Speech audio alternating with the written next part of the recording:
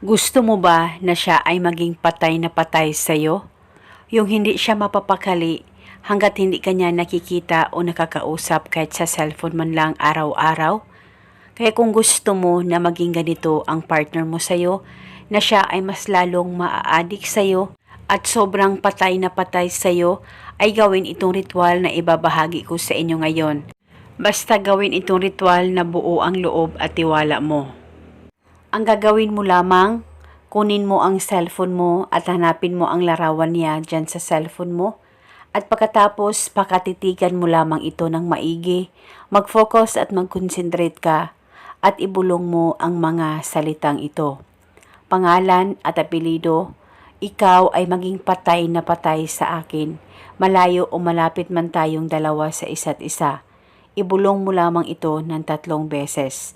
Pwede ka magdagdag ng hiling kung gusto mo, wala pong problema.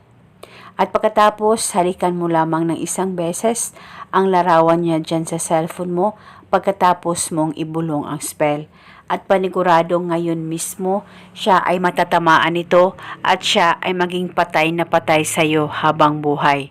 At gawin itong ritual 1 beses sa 1 araw sa kahit na anong oras na gusto mo, as long as naniniwala ka sa mga ganitong pamamaraan.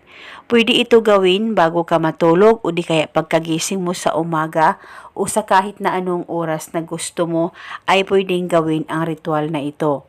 At gawin ito hanggang kailan mo gusto at paniguradong maging patay na patay ang partner mo sa'yo.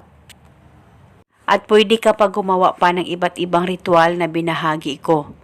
Kahit ilan pa ang gusto mong gawin na ritual sa 1 araw ay wala pong problema. Dahil isa itong gabay para mas lalong mapabuti ang takbo ng relasyon ninyong dalawa ng partner mo. At eto muna sa ngayon, sakaling kayo ay may katanungan, mag-comment lang po kayo sa baba. Maraming salamat po sa panunood. May God bless us all.